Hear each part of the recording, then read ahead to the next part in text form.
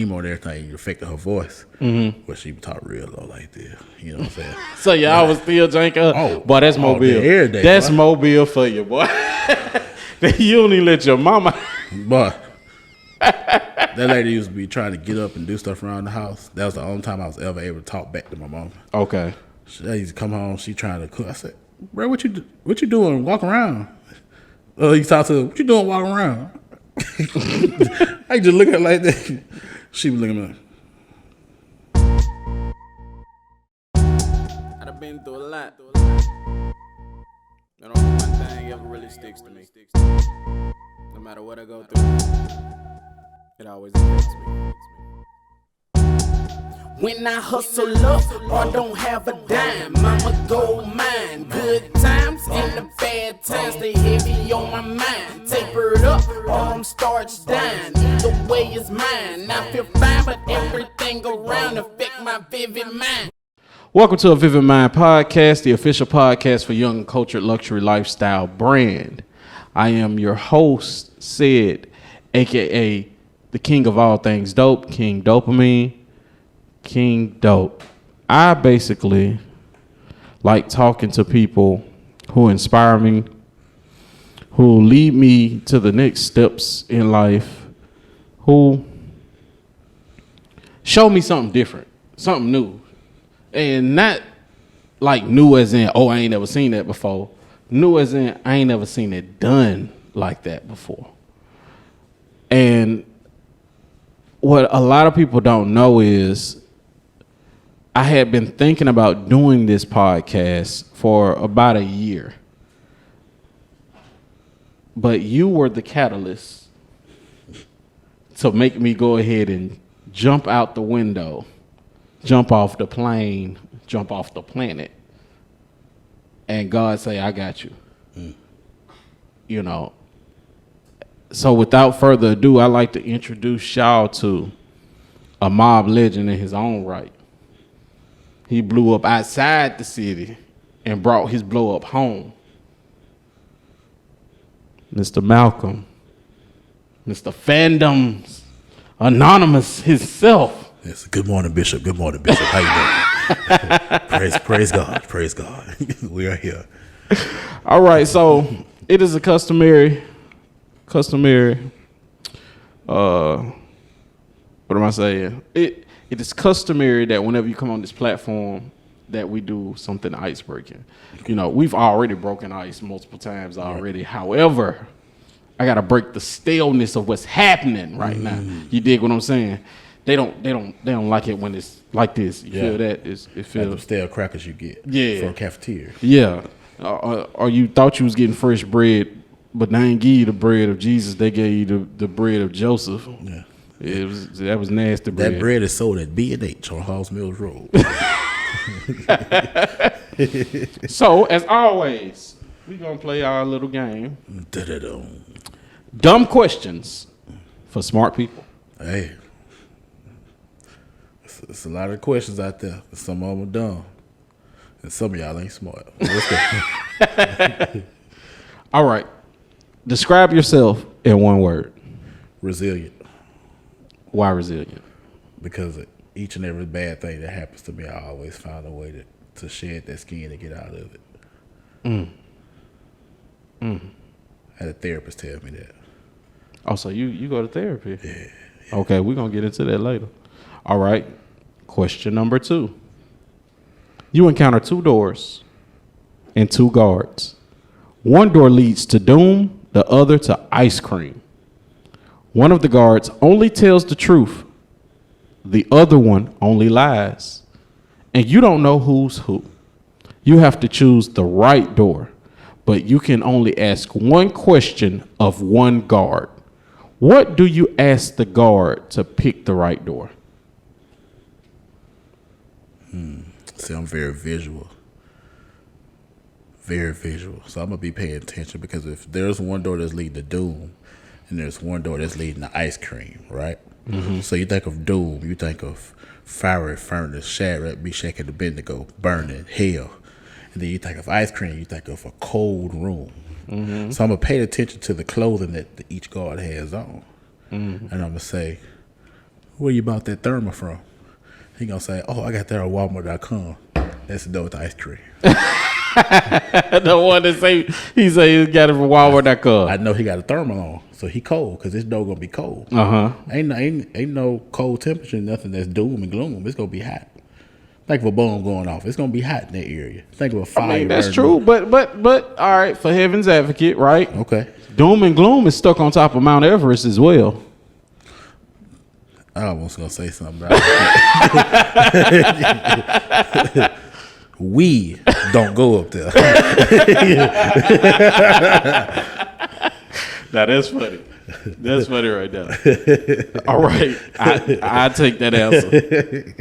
All right, so I have to ask you. I would be remiss. My audience would be pissed if I did not ask you the classic question number 3 of this game.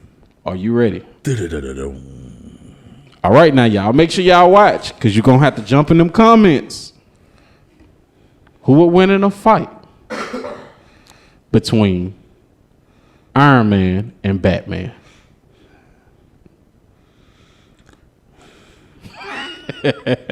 Batman. What? Yeah. Why are you betting so heavily on Bruce? I'm not even using the prep time excuse. Tony Stark is arrogant. I mean, he's coming into it thinking he already won and know it all. Mm-hmm. Bruce is resilient. Okay. I'm not even gonna use. Like I said, I'm not using prep time because it's the first thing that people go to and they think they won. Mm-hmm. Bruce just bought that life. Bruce already got several gadgets on him that would take Iron Man down off rip without him having to go research. So does Tony, but Tony's gonna come through it from a cocky side of this dude. He on the ground. He gonna talk about his bat suit. He gonna jank him. You know what I'm saying? Mm-hmm. So his mental is not gonna be in the same place as Batman. That's why Batman will win. So Bruce takes him out simply because Tony is so arrogant. He's not focused. Yeah. Because then he gonna first of all, they're both billionaires in their own rights. Tony probably got a little bit more money than Batman do, and he gonna come in there talking. Mm-hmm. He gonna come in there talking.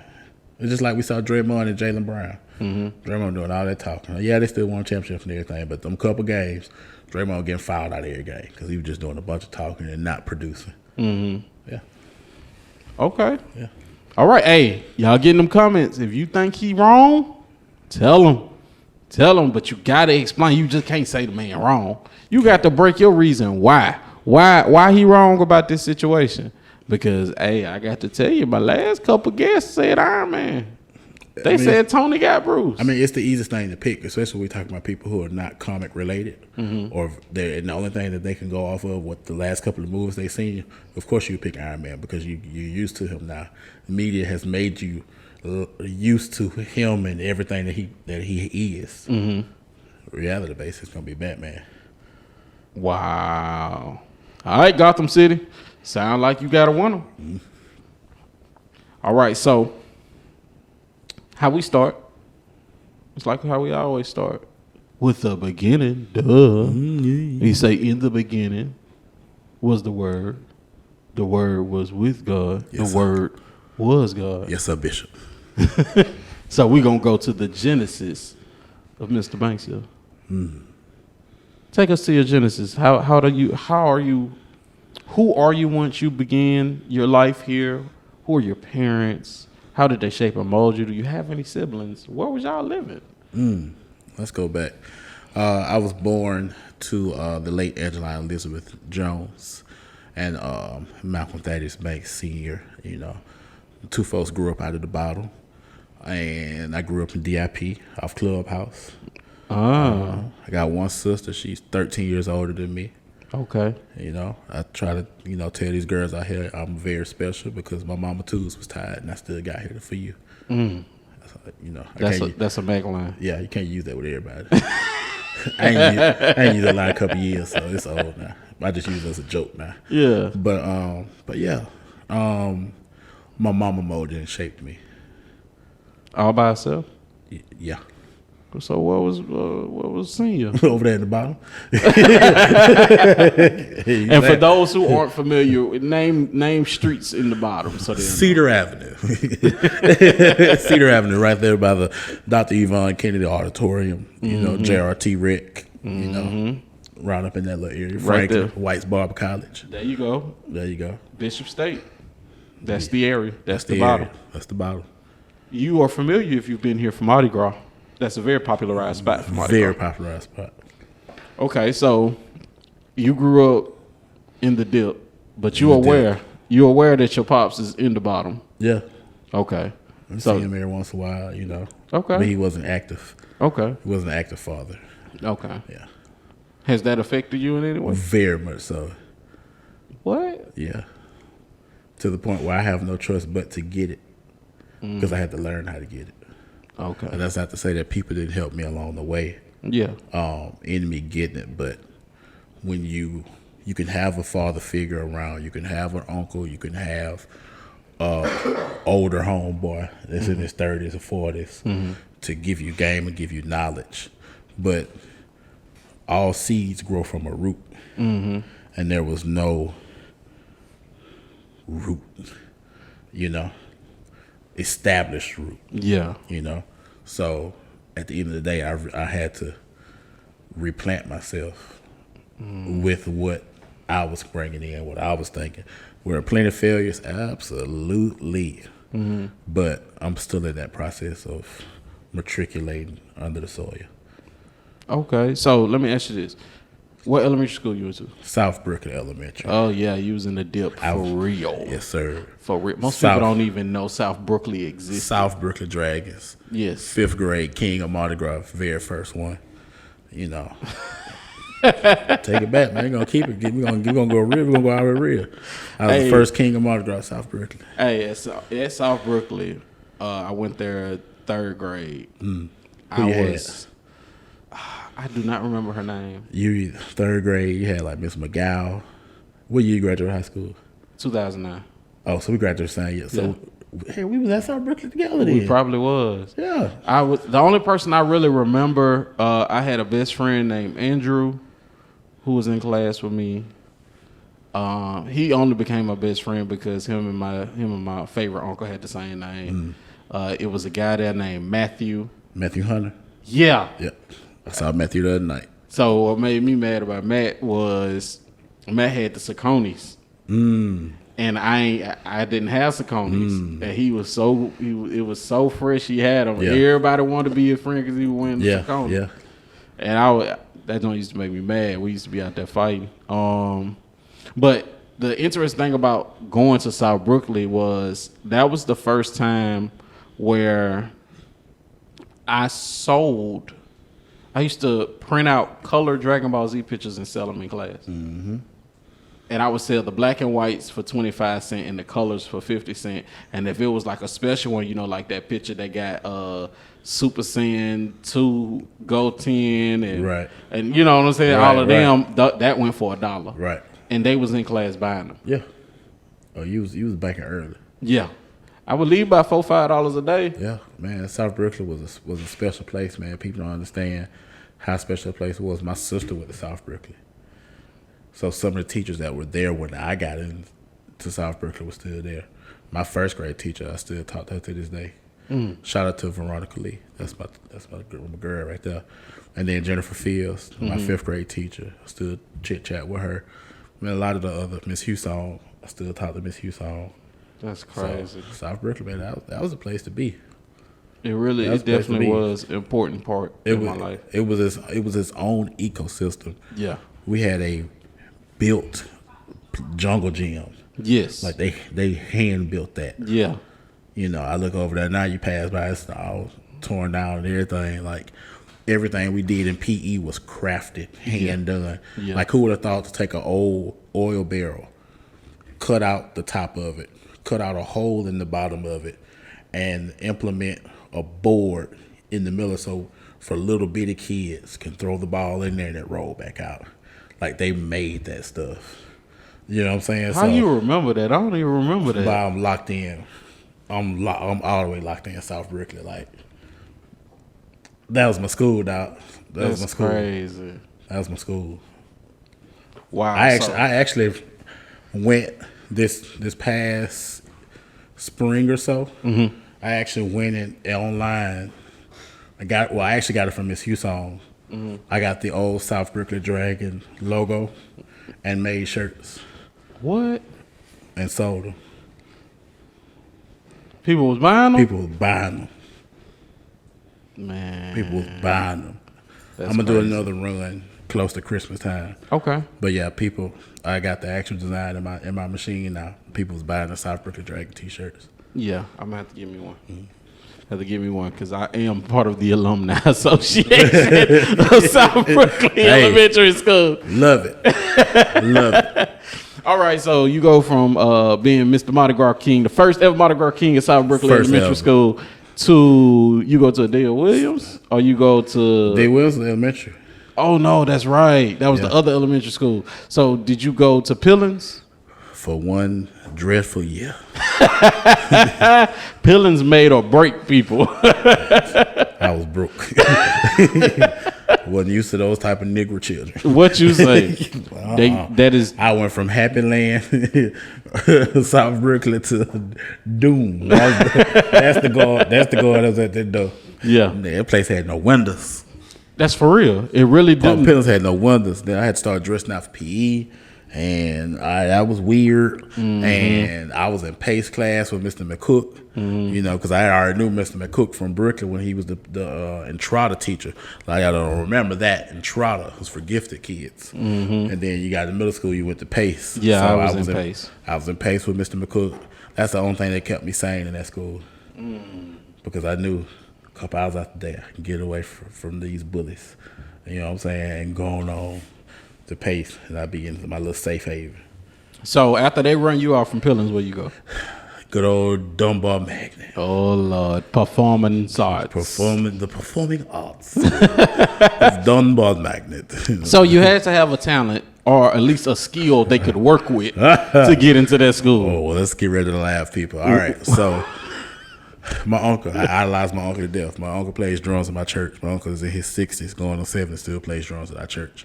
And I just got on the set one day, and I picked it up, and I started playing just by watching him. Now, this is where we go back into that inactive fatherhood. So I'm thinking, well, I always thought, how did I pick up music? It's something I've never done before. Let it get about a year into my freshman year of high school. Oh, yeah, you know, I used to play the trumpet. Okay, you thought you something you should have told me. You know what I'm saying? So I'm just thinking maybe it skipped a generation and got around to me, you know, from my uncle or whatnot. So at this point, my uncle moves back to Atlanta. Who's the head drummer at Stewart Memorial CME Church? Me. I'm the head drummer now. I run the show. So I go to Dunbar. I signed up for intermediate band. You know why? Because I can play the drums. I'm an intermediate. I get paid to play at church. Yeah. $25 a Sunday. So you thinking you intermediate? I'm intermediate. I gotta be. You are not. I was not. Because you know how to play, but you don't know how to read.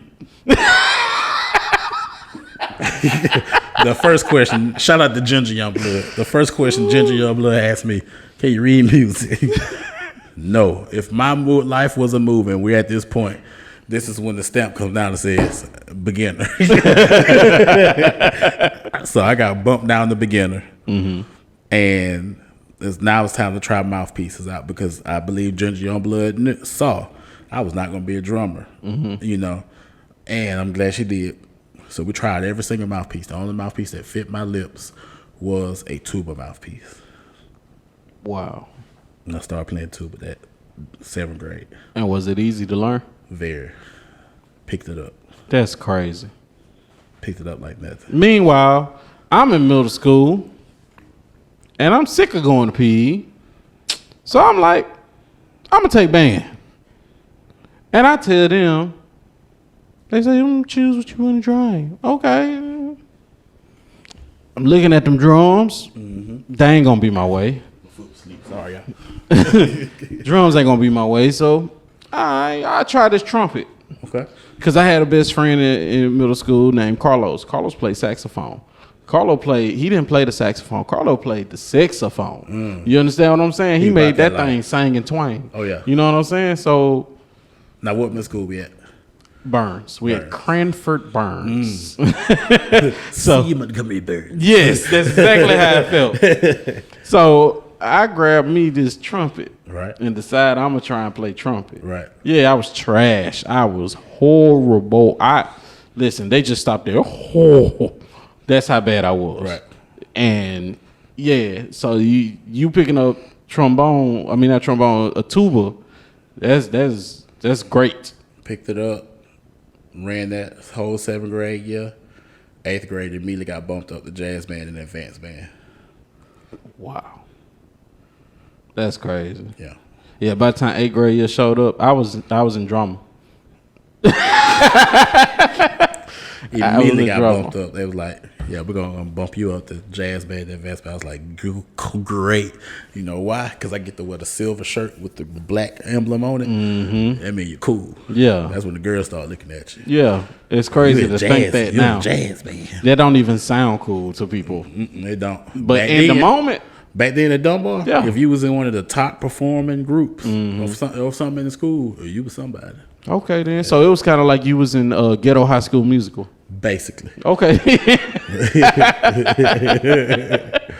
All right. Because the band was basically majority black. Yeah. Especially the jazz band. It was majority black.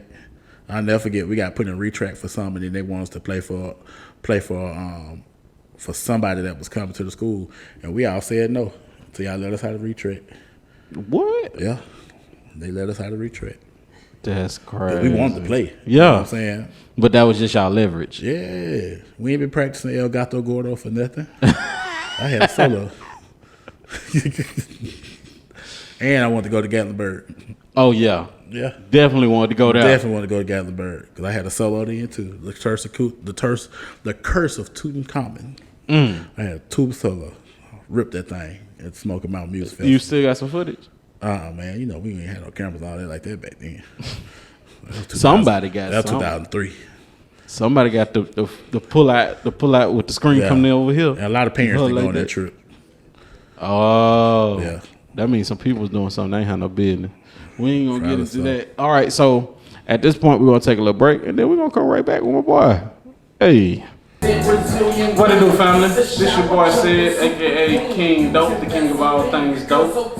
Hey, I just kind of let you know I just dropped another gem for you. Hey, what I need you to do is pick up your device, go to the nearest streaming app you have, wherever you listen to music. I'm letting you know I dropped an album to go along with the podcast. Yes, and to make it easy, I named it the same thing, A Vivid Mind. So, on wherever you like to find your music, look up A Vivid Mind, and it's by the artist known as King Dope. That it would be me. You can look up King Dope, KINGDOPE, or you can look up A Vivid Mind.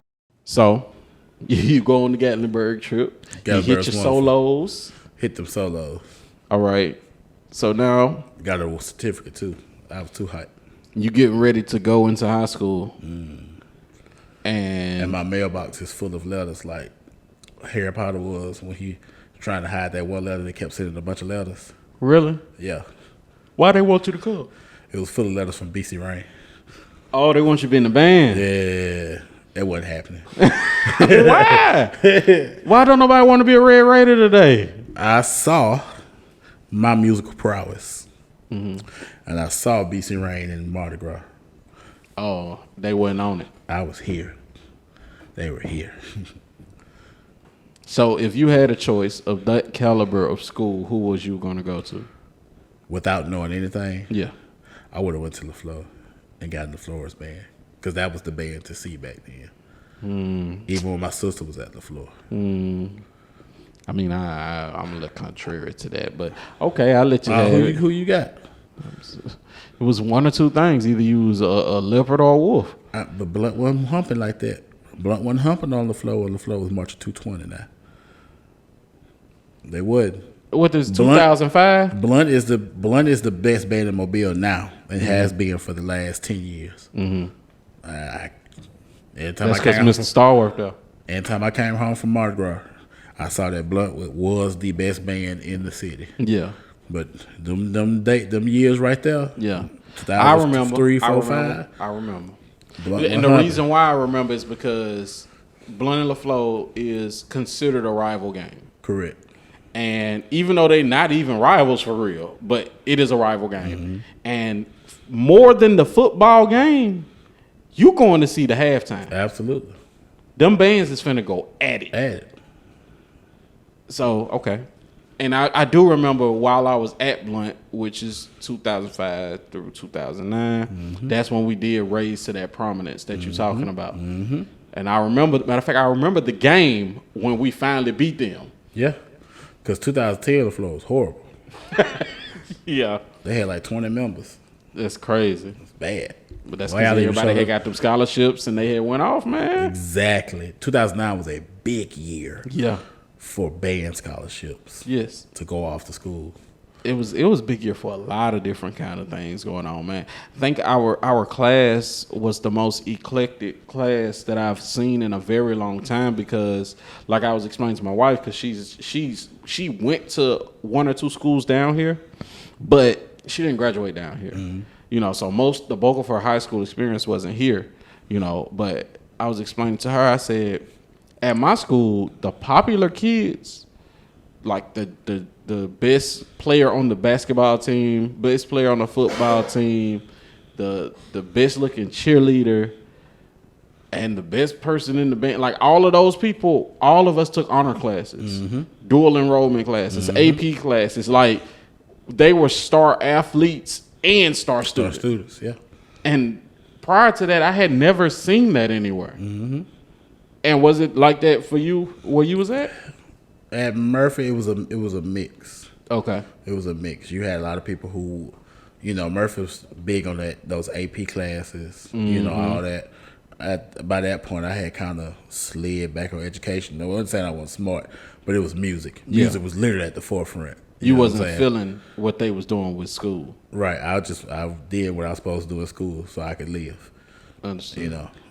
I understood. I was devastated because of how Blunt was set up. I was devastated whenever I had to take dual enrollment English rather than AP English. Right. What's crazy is we still was in the same class. The same, exactly. It was the same teacher. Only difference is like I'm taking the same work they taking. Mine just don't count the same. Exactly. And that was what was the purpose of me doing that. I just go to regular English. And the crazy thing is, all 4 years that I was there, 2 of those years, my English teacher actually, when she left Blunt, she went and worked at South. She was a college professor in English. Right. So the way that we was working as high school students was already college material. Yeah. That's crazy. That's crazy. And meanwhile, you over there just doing what it takes to blow your horn. I'm in music. Music. You ain't thinking nothing about that. Music. I had a Spanish class. I passed with a D. Well, I can't say nothing. I passed French 1 and 2 with a D. And I was one of her favorite students. It's just the listening part. Me and Senora Summy didn't get along. Oh. I used to write notes and be like, I was supposed to be playing with jazz band today. I used to shout out to Darren Smith. I used to do his name because I knew his signature. Because, you know, you'd be hearing jazz band in the fall, but then you might not have been in there in the spring. But in the springtime, that's when they go off campus a lot. All the different functions and business meetings and this. And they go to this function, go to that function. So that time, now you in the car with somebody. Now we're going to all stop and get something to eat on the way back, or we're going to lollygag. Yeah. So I won't go. You want to go on jazz band? Yeah, we're going jazz band. Okay. All right, so shout out to Dora Explorer, help me pass Spanish with that D. So you actually end up graduating from Murphy. Right. You make your mama proud enough. Yeah. Well, the beginning of my senior year, that's when she checked up out of here. Oh, wow. Yeah. So did that affect you? Yes and no. Why the yes and no? Yes, because it's my mama. She dipped up out of here. Of course. No, because I knew I ain't had no choice but to graduate school, and I ended up picking up a job. And I also got dropped band. So you stopped being in the band? Stopped being in the band. And it was because of her passing? No. Oh, okay. So, Stan Chapman, wonderful band director, horrible human being. I just go ahead and call it like it is. I've been in that band 9th grade, 10th grade, 11th grade, and missed not one performance, not one. My mom was a band booster. I've been to everything that the band required and didn't require. I didn't go to 3 games because I rather chose to sit at the hospital with her. And that man docked my grade for 3 games. Stop playing. Because your mama sick. I missed a performance. And you got I'll penalized? never forget. I had brought her my report card. It's the beginning of my senior year, so my grades have to be on point. Yeah. I walked in the hospital. I said, hey, I got my report card today.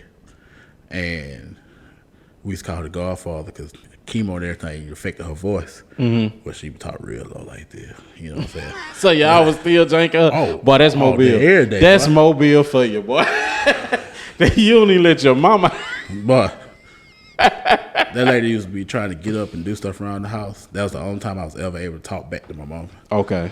She used to come home. She trying to cook. I said, bro, what you doing? Walk around. You talk to her, what you doing walking around? I just look at her like that. She was looking at me. Go turn around, go go sit back down. Go turn around, sit back down. So I brought the report card in. I say, yeah, I got my report card today. She said, let me see it. So I got an E. That bed said, duh, duh, duh, duh, duh.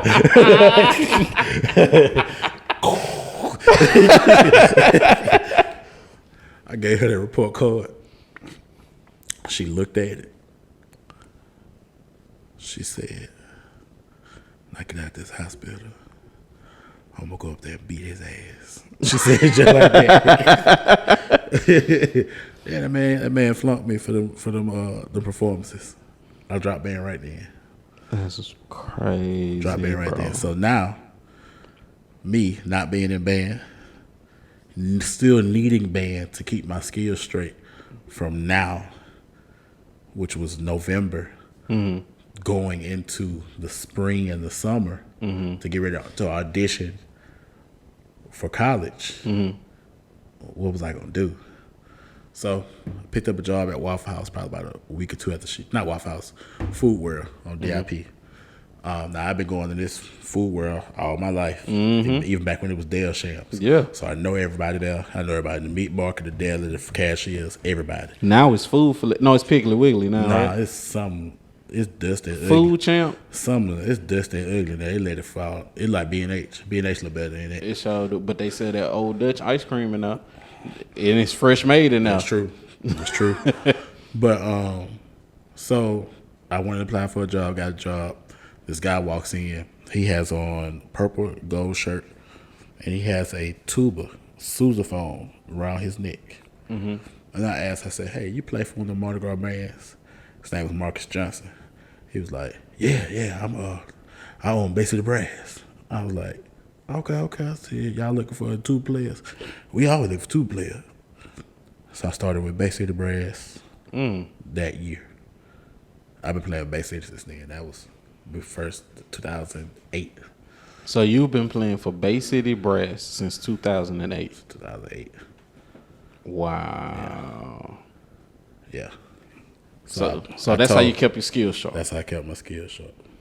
So I immediately went in practicing with them at the end of 8, and then playing with them all Mardi Gras season. And then after Mardi Gras season was over with, he let me take the tuba home. Because at this point, I only got 2 classes. Okay. You know, English and a computer class. So I'm back at home at 10:30. Yeah. So I had a horn to practice on, all that stuff. Okay. So Yeah. mom's passed. You find the strength to continue on. So you going to college? Going to college. Where you end up at? Who? You know, I went on, took that ride up 65, South Jackson Street, to the Alabama State University. Of course. Them Hornets. Yes, sir. It was in my everything to become a Mighty Marching Hornet. The funny thing is, you left the hood and went straight to the hood. I don't know now. I didn't live in the hood of DIP. Oh, you ain't stay in the ghetto part. No, I stayed in the nice part. Okay. I was off Clubhouse Road. So you was on the other end of Clubhouse. I was at the beginning of Clubhouse. Oh. Where I could walk to McDonald's. Yeah. Oh, okay. Cause see, all right, I used to, when I first stayed in DIP, I stayed off Gill Road. Gill, yeah, ghetto back there. Yeah, Gill is right there, right before you get to Clubhouse. Like soon as you turn in. Yeah, at the four-way stop. Yep, that's Gill Road, and then when we moved Gill is back, white and ghetto black. Both of them. and then when we moved back, we moved with my aunt, who has lived there forever, off Anson Court. Oh, that's way back up in there. Yeah, it's a little ways. It's Now, a little ways. Tramiel. Yeah. Yeah. It's back that way. Yeah. And that's why I spent the more formidable years from 9 on up. Ghetto DIP is on the other side of the bridge. Yeah, that's right. It's nice. It's nice on BC Rain side. You talking about on the side by the grocery store? Yeah, on the side where Maryville and all Yep. that. That's why all the hood. I mean, all the hood apartments and all that back up in Yeah, there. yeah. Okay. It's a little mini. It's a little mini suburb on the other side. You just stayed in the wetlands. That's what we'll call it. Yeah. It'll flood out in a second. Just give it a second. Quick. So you went from the wetlands to the hood. Yeah. And did you know you was going to the hood? Because they didn't tell us about Alabama State. I knew in that Bama way. State was the hood because my sister went to Bama State. Oh, okay. I knew it was in the middle of the project. Okay. So It was the project. you get there, are you surviving or thriving? Neither. What's in the middle? Existing? Banned. So that's literally why you there. You Devin off drumline. Put it like this. When you're living in a sense where you have consistent direction that's led by positive reinforcement and physical reinforcement of a parent, It doesn't leave any room. and then you remove that, and now it's just you, and you already have an absentee other parental unit, and now you have a. My sister would have been in her 30s at that time. Mm-hmm. She has to live her life. Mm-hmm. That's not to say, because you know how folks get when they watch stuff like this. Oh, I was there for him. I drove him up there. I know you did. I know you did. But you have to, again, it goes back to what I was talking about the rooting system. Mm-hmm. My root is my immediate family. Mm-hmm. Yes, there are outside people who assisted and helped and made ways for me to make sure I had everything. But at the end of the day, you go back to your roots, and the roots lacked in a sense. So I basically went up there, did band, and had no push or drive for school. So what happens as a result? I just did the whole first semester of band. At one point, I stopped going to class. I did towards the end of the year. Were you down on scholarship? Yeah, I had a small scholarship. Yeah. That's crazy. So you just whole first semester didn't go nothing but band. They let you come back to band the second semester? Did you get to come to school at all? I chose not to come back. So you only did one semester of school? So what happened after that? I came back to Mobile. Oh, the worst thing you could ever do. Yeah. If you not going to school, your best bet is to just stay where you at. Yeah. See, I felt shame. And yes, I could have went back because it was like I got kicked out. Mm-hmm. I didn't have a drive. Mm-hmm. I didn't have a drive. I wish, I don't regret anything that I did because going and marching that band built up the strength that I feed on now still to this day. Mm. You know, because I was a nerd kid. I was what they call a lame. Mm-hmm. So going through that band and getting roughed up and first day cussing you out, and, you know what I'm saying? It taught me a lot. Mm-hmm. It taught me a lot of manly skills. Okay. Like tough. It toughened me. It made you get tough. Yeah. I understand. To the point where I appreciated it. For so what the it band was. became your daddy. It's crazy. Because everybody is on one mission there to make you better. Yeah. And if you don't want to be better, you can get out of the band. Yeah. They tell you that first day. 4:00 a.m. in the front of the Acadome parking lot. My face is in gravel, and it's hot already. August 2nd, 2009. It's already hot at 4 a.m. And we're standing in front of the Acadome, and we see 5 figures, in combat boots and fatigues and maces with drum major maces and white T-shirts and sunglasses on at 4 a.m. And they march up the hill. You've been to Bible State before. So they're coming up the hill at the towers and in front of the Fred Shuttleworth dining facility, and they stop. And they just stand there for about a good 2 or 3 minutes. Like Michael Jackson concert. When he was popping up the Pepsi, the halftime show. No, when he turned his head and everybody cheer. Turned their head. Now, they weren't doing all that. Yeah. It was just awkward Just silence. that waiting. And then it's like all hell broke loose. Everybody going, boo, boo, boo, beep, boo, beep, beep, beep, beep, the ground. And I'm just laying on the ground like this. I'm in danger. You know what I'm saying? So I'm like, what did I get into? Literally, after that first day was over with, at about 1 a.m., I called my sister crying. And she said, "What's wrong?" And the first words I said out of my mouth was, "I don't know what I'm doing. I should have went to the floor." Because Murphy did not prepare you for that. Murphy made me a musician. So much to the point where Jerome Campbell was on staff at State at the time, who graduated from Murphy. I don't know if you know Jerome, but graduated from Murphy, was on staff arranging music for Murphy. And when they got time calling out scales and stuff like that, he would call on me. You know why? Because he knew I knew him. Yeah. Because of the product I came from. Wow.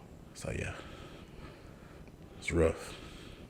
So, first semester don't go well, you don't go back, you come home. What happens after that? I come home and do absolutely nothing. How long you don't do nothing? Till about October. And then what happened? Met my ex-wife. And then here goes this journey. Yeah. I met my ex-wife and I realized, wait a minute, this is not me.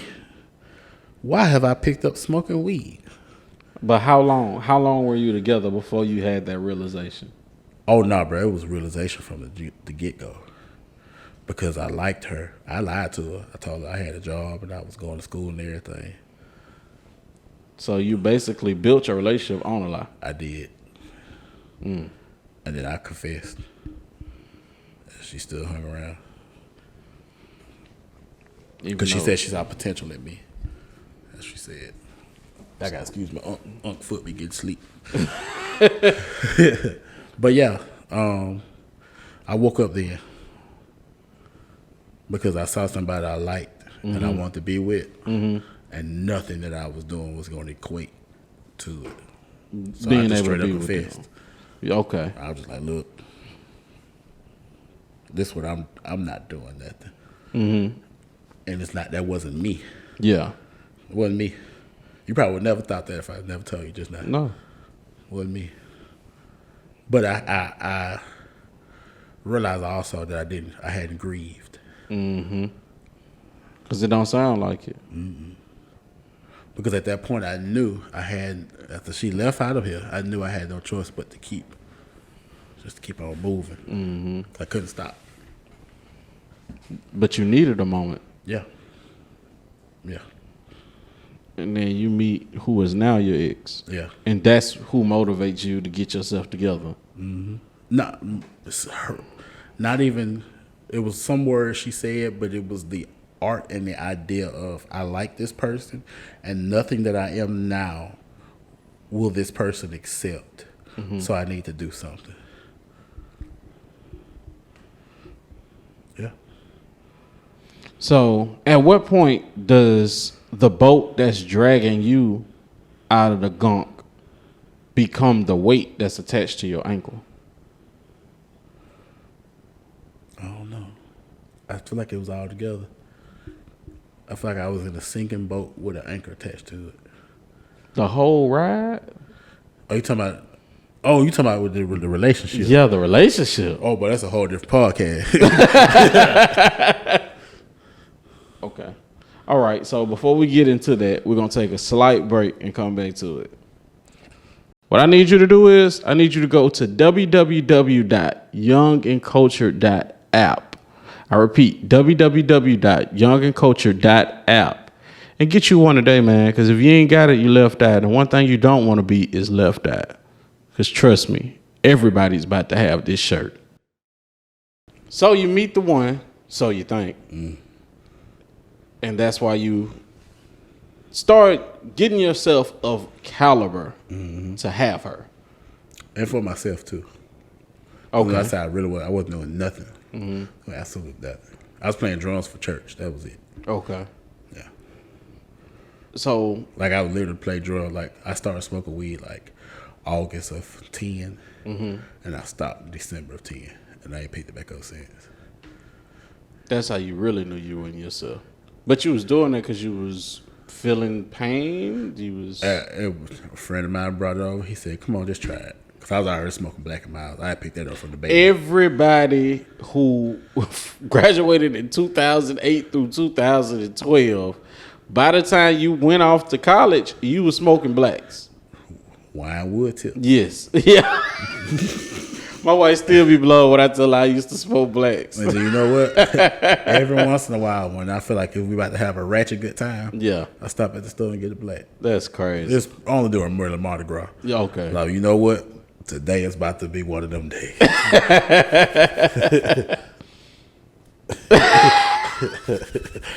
Man, and that's how we used to call it freaking them. Yes, sir. You got to freak the black. Yes, sir. You got to take that tip out. Yeah. People used to like when I used to supply, I say, yeah, because you know in the factory, they coming out the thing just shoving it up in there. And then you light it, you ain't going to be able to pull through. You going to pull through. See, you pull it a little so I'm like, oh, man, you for real? I was like, yeah, that's how it works. Yep. That's it. I had learned that. But yeah, wine wood tip, baby. You was in the band, you was on that wine wood tip. All this was. That's so crazy. And we was putting in on the box of them. Yeah, and them was smoking 6 cigarettes apiece. And meanwhile, we looking at people who smoke cigarettes like they crazy. Yeah, bro. And we the crazy ones. Y'all what y'all on that Newport, but them thing ain't gonna miss y'all. Look.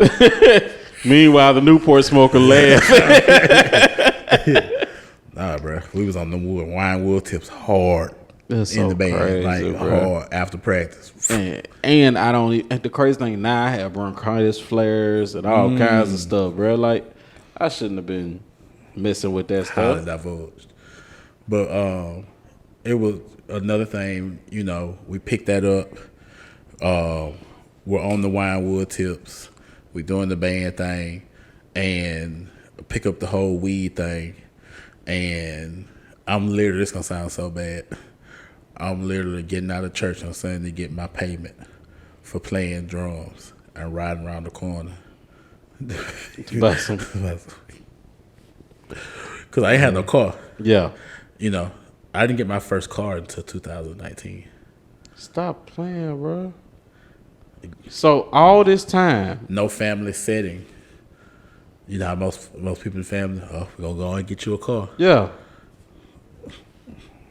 I don't have that family unit that's doing that. So you've only had a car for about 3 years. That's in my name. That's yours. Right. That's crazy. Most people get their first car about somewhere between 18 and 20. Who getting it for me? I mean, even if you get it yourself. But like you said, you ain't got nobody even tell you to do what you supposed to be working towards. Right. Wow. Yeah. Wow. Yeah.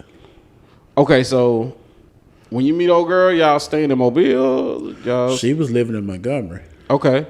So We met on Facebook. okay. So what you do? How that work? So we met on Facebook, and she was from Mobile. She was going towards her last years of elementary education. So she sent me a friend request and a message, and she was like, well, you know, what's up, Port City, Marching Hornet? And then we just started Going chit chat back and forth.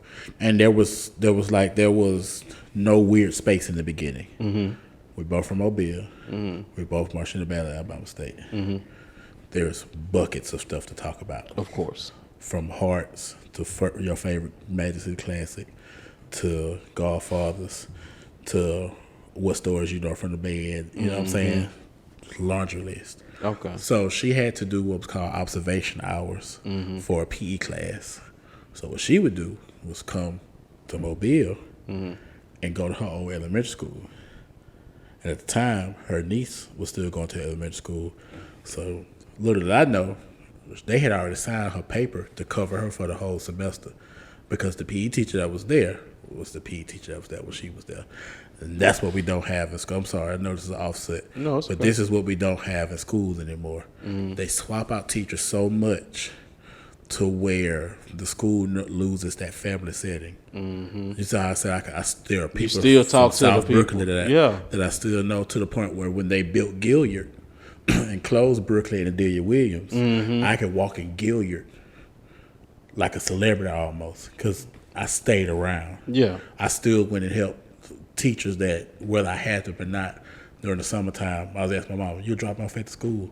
I'm gonna go help Miss Such Such take their room down." You know what I'm saying? I'm gonna go help Miss Houston clean up the gym and the PE stuff like that. You know, so all of that, we were still connected. Okay. So same thing with her. Okay.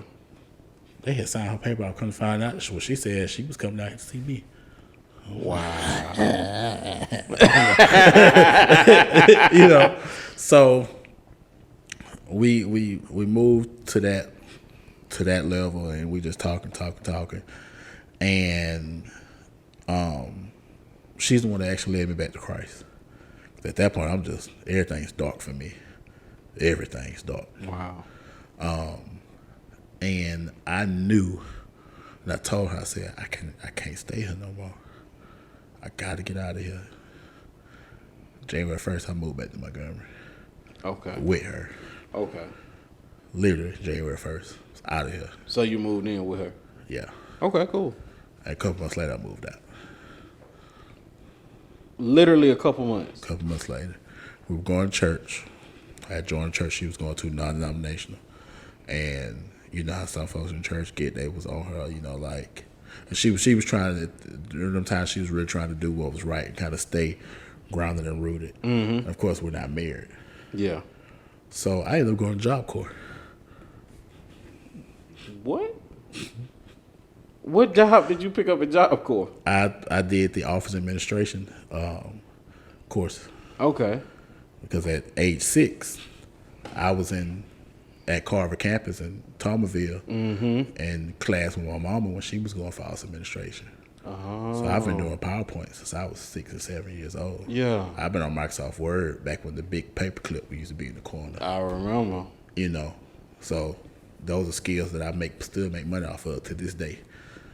That's crazy. Somebody need a document typed up or created or formatted, $65. You the man. That's dope. I turned it into a whole business. Yeah. I got a business license for it. You actually have, what's the name of that business? Banks Media Connections. Oh. Which proves you can make money off any skill you have. Yeah. This man got a whole business off doing office administration I was work. making money back then doing PowerPoints because the ladies in her class, of course, they were, you know, they had to take a computer class. So homework for them or big test for them might have been a 5-slide presentation. They would give my mama money, and my mama would turn around and give me money to do these folks' work. And I was like 8, 9, 10 then. Yeah. So that's how I've been around computers. I've gotten IT jobs with no degree in IT just because I know of a lot. Now the crazy I don't thing know is, everything. I have the skill set, like small time computer repair. You having issues with software, Right. I can clean the computer like that, Right. But I don't have the paperwork, so it was hard for me to find an IT job. Right. It's all about the entry level stuff. Yeah. It worked out for me. That's great. I've had several help desk jobs. But I mean, you needed breaks though, Yeah. right? Because of the things you had endured. Like you needed a break when you got one. Yeah. Every single time. Yeah. So I went to Job Corps, picked up office administration, and I moved to Gadsden, Alabama. That's where the center was. I was going to say the only thing I know this from there is Yellow Wolf. And I ain't know that.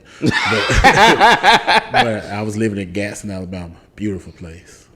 I wish I would have got a chance to see more of it, but you literally lived on campus with a gate. Whoa.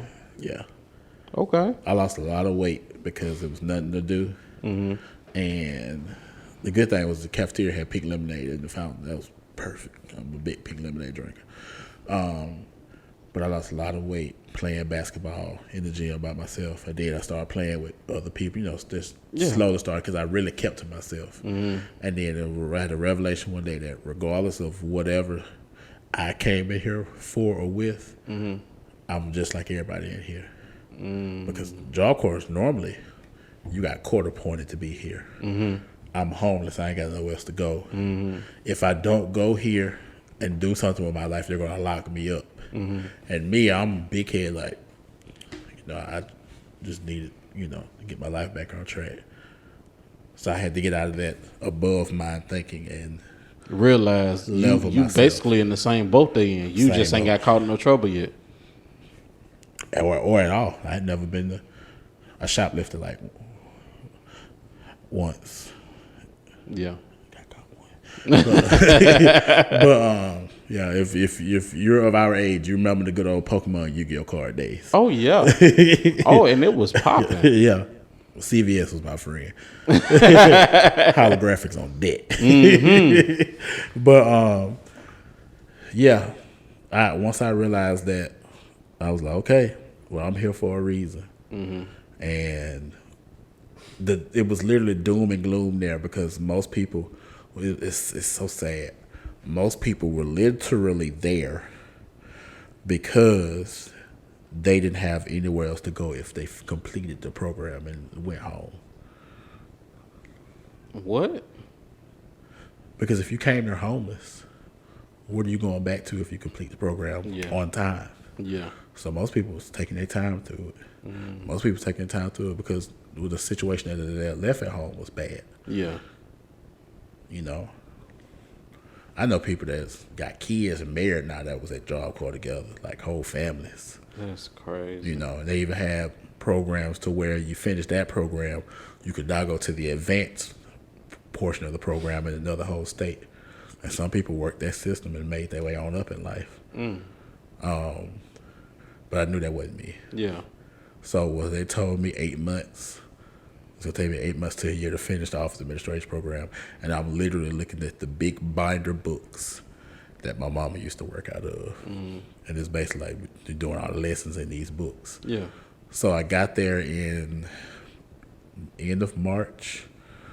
You went through 4 weeks of learning Job Corps, the ways and means and everything.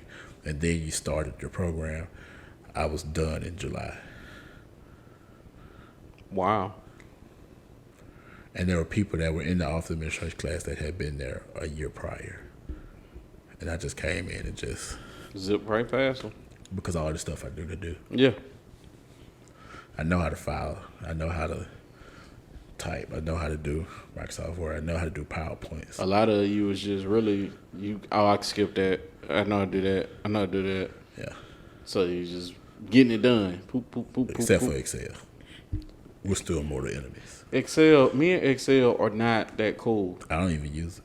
I don't see a reason to use it. I mean, whenever you're supposed to be doing, let's say you want to do your own personal budget, Excel is a perfect catalyst for that if you want to keep up with stock and inventory. What's that word you use? Huh? What's that word you just used? It's a perfect what? I don't even remember just the fact. Sounds like you said calculator, but you really said catalyst. Catalyst. That is exactly what I said. A calculator's my friend. Add it up, write it down. Yeah. That's Forget true. Excel. That's true. But it's it's supposed to be plug and play whenever you do it just right. But honestly, it still didn't work out for me. I don't even put it on my resume anymore. I'm familiar enough with it to work though. If I want to work. I can use it, but the Excel portion of the whole program was real short, and I just made it through. okay. But at the end of Job Corps, they give you $1,200 for completing the whole thing. Yeah, they give you money. So Like you can actually get a job at Job Corps. Like I was used to wash dishes for $25 a week. okay. You know, so it afforded some good opportunities, some good relationships over the years. So you graduate Job Corps, you get your $1,200. What you do next? Is this when the Fandoms Anonymous come in? No. I moved back to Montgomery and I enrolled back in Alabama State. Interesting. This just took a weird turn. And just moved on campus. Okay. Yeah. So, do you graduate this time? No. I just told you I had no degree. I just said. No. Oh, man. Because what I allowed was for life to be my forefront rather than school. And life was relationship. So I get back to Montgomery August of 2011. I moved back in first part of that next year of 2012. And then we break up March, Mayish, and then we get married July 2012. What? Y'all ain't even deciding on what y'all gonna do when you gonna get married. Yeah. Yep. Okay, so how long does this marriage last? 8 years. 8 years. Yeah. And during what year do you decide to start the podcast? 2015. And it's not even Fandoms Anonymous at this time. What is it called? It's Complete Nerd Authority. Complete Nerd Authority. Yeah. If we're going back to the roots. Yeah. So Complete Nerd Authority came together from her crab sister. For those of you who don't know what a crab is a currently recruited active bandsman. It's what you are when you come into a band program and you're not of the program. You're trying to be of the program. You a newbie. You're a crab. Fresh. Yeah. You literally come in and write your last name on the back of the shirt. You got a big old F on the front of your shirt, last name up here, and a question mark on the back because you don't know who you are. Mm-hmm. My crab name just happened to be Uncle Phil. And whenever I got asked to sing the skit, I had to sing the entire Fresh Prince song. For real? So to this day, you know it by heart. No matter where we were. Sing it right now. I'm not. No matter where we could be at the game, at practice, in the cafeteria, when I'm sitting next to a nice young lady, and the upperclassman come. Oh, Banks, you here eating with your little friend, huh? Sing. Yeah, it was like that. They don't do that no more. Shout out to FAMU, it's y'all fault. But that's crazy. So you get Complete Nerd Authority from her crab sister. From her crab sister's husband. Me and him got cool. We realized we talked about the same things. We watched the same movies, all that stuff.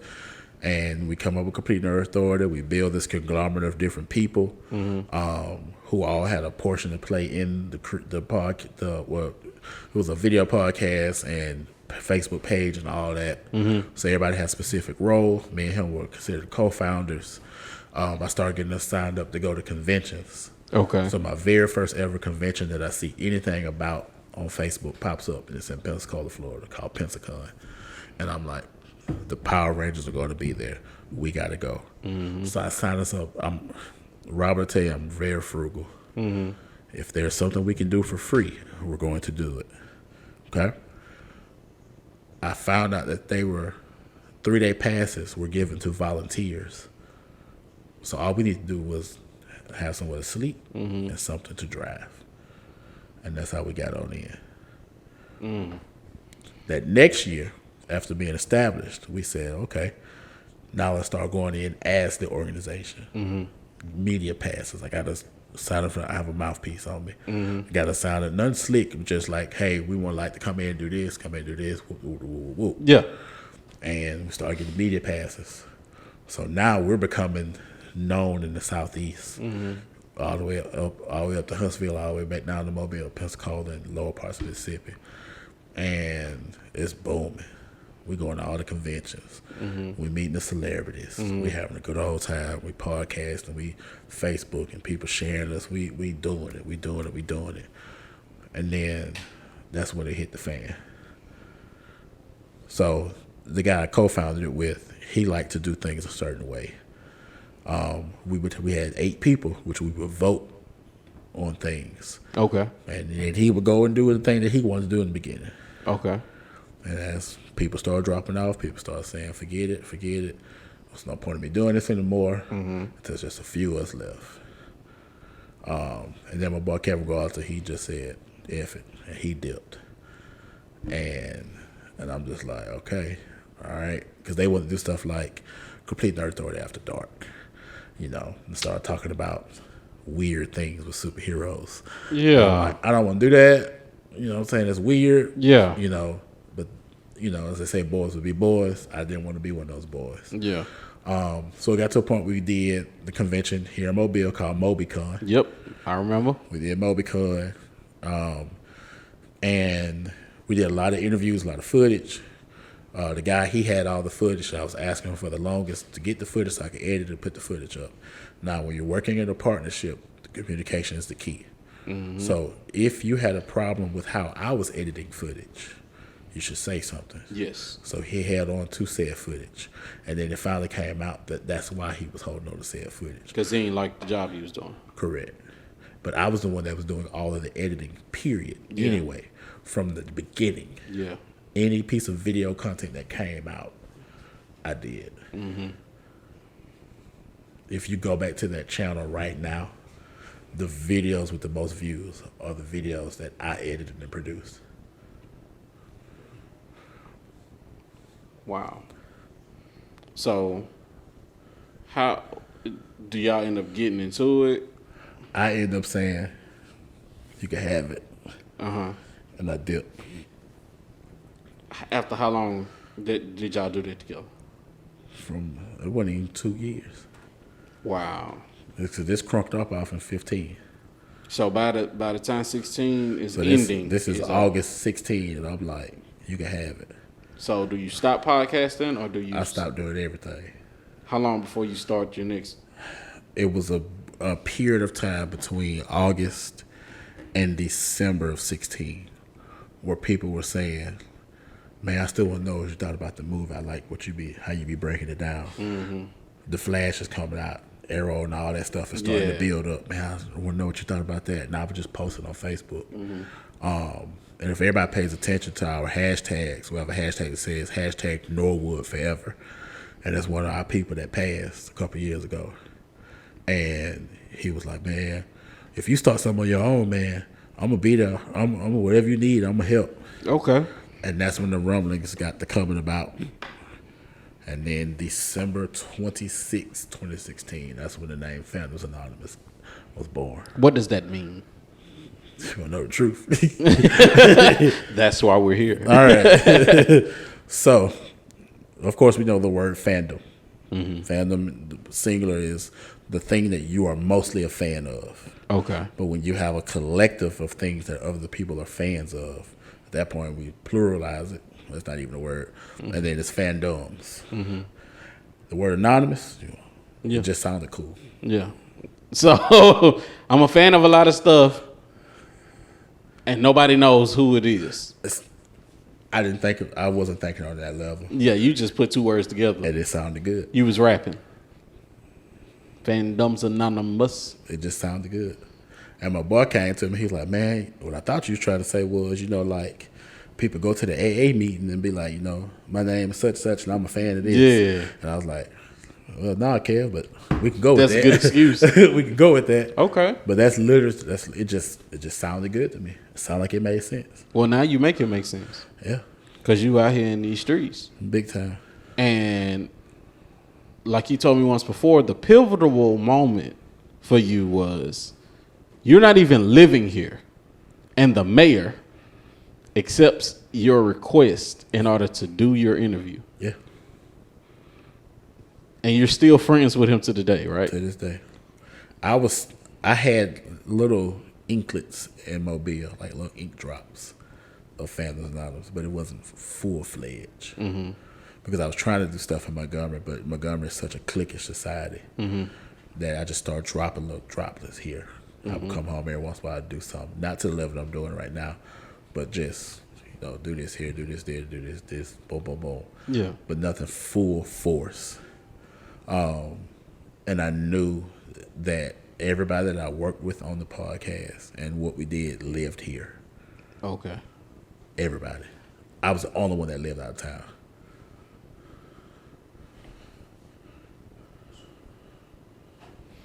Wow. All right, so we're going to take a slight break. What I need you to do is I need you to go to www.young&cultured.app. I repeat, www.young&cultured.app. And get you one today, man, because if you ain't got it, you left out. And one thing you don't want to be is left out. Because trust me, everybody's about to have this shirt. All right, so you come back home. You got some clout in the city. Right. Everybody know what you got. Everybody know you at this point. Like if you don't know Fandoms Anonymous, you just ain't been downtown. Just that's basically it. Honestly, you ain't been downtown because even the little old ladies who keep crossing over the camera. I know she live at too. Know that you are. She live on my daddy's street. She live on Cedar Avenue. She live on Cedar Avenue. I seen her come to my house one day. And the lady touching the camera stand. I don't know where she live at. If you ever see a lady in Lincoln with 5 grandchildren, that's her. So they know about you. So what's popping with Fandoms Anonymous now? Because now you got my bro on it. Y'all are co-superheroes now. You and Mr. Hooten. What's next for y'all? Like, because I'm seeing y'all at concerts. Y'all was at the No Limit concert. You was at the Gucci show. You was at the Money Bag show. You was at the Money Bag show. Yeah. Gucci was on there for a small period of time. Okay, well, it was Money Bag show then. You just did the Blues on the River show. Jeff Floyd. Shout out to my boy. So, you be at the kickball game. You be at Lit Cigar Lounge. On Sundays. Rob be at Vibes. Like, I'm watching. I'm seeing. I see what's up. Yeah. You be at anything that has to do with motivating the community, uplifting the community. You're there. You're speaking to, you're mentoring kids. You're giving away. You're highlighting. You're a staple in our community. You're somebody making a difference. What is the play here? Like, you go from talking to the mayor to doing whatever calls your name? Yeah. It's looking at a door that I open and seeing in that same room there's another door, and then you walk in that room, there's 4 more doors, and they're all open for you to walk in. So I'm going to each one of them to see what I can get out and what I can put back in. Interesting. Some stuff is paid. Some stuff is just because somebody reached out to me and they came at me professionally and it made sense. So we're going to do it. Wow. My drive comes from the ex-wife telling me I would never do anything with videos. And a lot of times, if you go through my channel, you'll see several videos on YouTube where I said I'm shutting down the podcast because I would get told that I was putting too much into it and that I wasn't going to make no money off of it, no way. Or I wasn't making any money off of it. So why am I even doing it? Why am I even wasting that time? But when I first moved, before I even moved back to Mobile officially, I was working on a $1,000 commercial for the Wade transit system. I was still living in Montgomery, and I was driving home. I was still living in Montgomery. And before I packed up all my stuff and moved, I was staying with my cousin for a whole month, the whole month of March. And then I was working on a commercial for the Wave.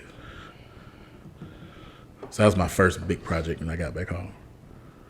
But I do what I do, and I do what we do because it's needed, and nobody else is doing it. And before I moved home, I saw that nobody else was doing it. So I knew it would be nothing for me to come in with the connections that I have and the people that I know to come home and take over. And not on a sense of, I want to take over your city and your world. I will be the, none of that. It's because nobody was doing anything. It was an open lane.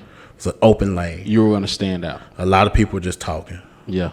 And that's what I've found out, since I've entered into the lane. Because like I said at the beginning of this interview, it was the interview that y'all did with me and just the stuff you was telling me. You basically put the battery in my back and was just like, what are you waiting for? For somebody to do it, to ask you what you're waiting for, it's a big deal. Yeah. Just do it. And that's for anybody. Anybody. Anything you're doing, just do it. Don't wait. You don't need no help. But if you're not ready, don't do it. If you're still thinking about why you're not doing it, don't do it. Because you're going to start doing it, you're going to crash. Well, this is basically why we do this. For him to tell you what you need to know. And what you need to know in this moment is, no matter what adversity you face, withstand. Just withstand the storm. We ain't asking you to fight the storm or nothing. Just withstand the storm. And when you see an open door, walk through it. Something is for you on that other side. And sometimes it's 4 more doors. Hey, this has been a magnificent interview. If you want the get the bag, we do get the bag for each interview.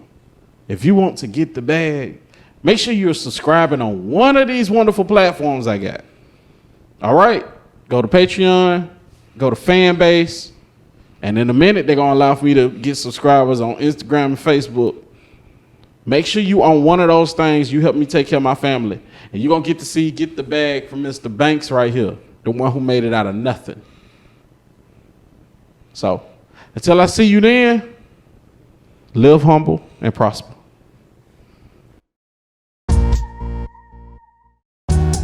I've been through a lot. But only one thing ever really sticks to me. No matter what I go through, it always affects me. When I hustle up or don't have a dime, I'ma go mine. Good times and the bad times, they heavy on my mind. Tapered up or I'm starched down. Either way is mine. I feel fine, but everything around affect my vivid mind.